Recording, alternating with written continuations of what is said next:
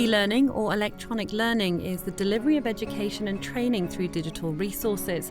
While it's not a particularly new method, its inclusion across various sectors has been accelerated due to the COVID-19 pandemic. At this school in Dubai Hills, like many others, most of the children return to classes at the start of the new term, but they're delivering a mix of distance and in-person teaching. It was, for me personally, a learning curve. I faced social challenges, to be honest. I missed my students. I missed teaching. I missed the classrooms.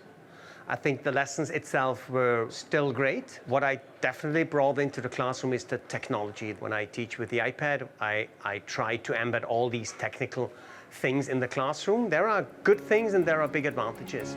In many schools, the decision to continue with e-learning was made by students and their parents. According to the UAE's Ministry of Education, for the academic year 2020 to 2021, 17% returned to classroom teaching, while 83% chose to continue distance learning. I think there is a role for e-learning. I think we've all learnt a lot, but there is a note of caution. It's not a panacea. I mean, in education, quite often you say, this is the next best thing, this is the thing, this will solve it all. And of course it won't. It's just taking the best from it, the best platforms, the best teaching, and realising that there is best practice, even through the GEMS group, to take from each other and to share around the world. Classrooms like these are how most of us experience going to school. But with the outbreak of the pandemic, teaching switched from offline in places like this to online in students' homes to accommodate social distancing.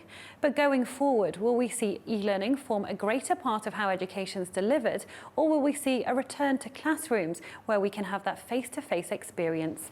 In some fields, delivering blended learning is already being used effectively.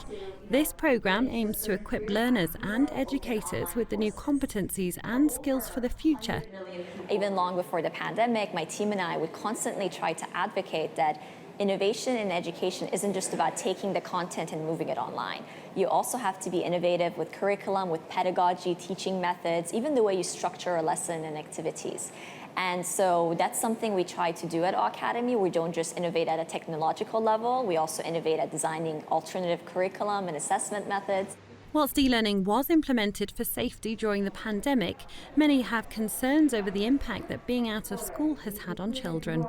So the main thing that I liked about online learning was that I could sit in the comfort of my own home. I miss my friends a lot.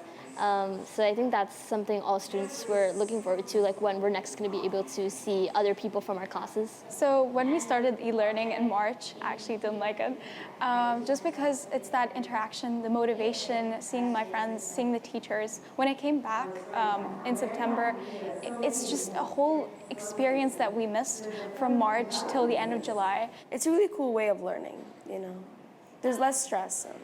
With huge advancements in the technology, e-learning is also a commercially viable business idea.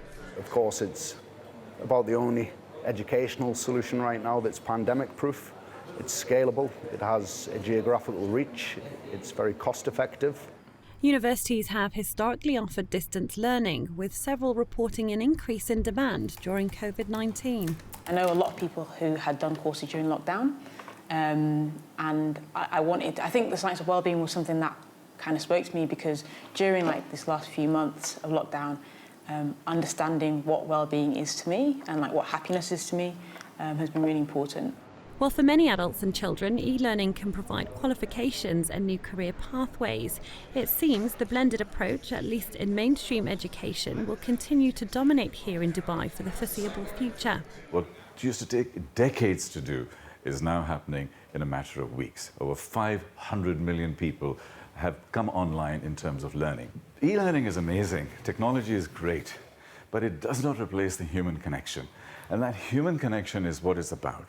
As we learn more, we also need to connect at a human level in terms of relationships, empathy, love, compassion, trust. Dubai has long embraced e-learning and innovation, but the widespread adoption was accelerated by the pandemic. In this new age, it's clear that students, parents and educators are facing many challenges as we navigate the path forward.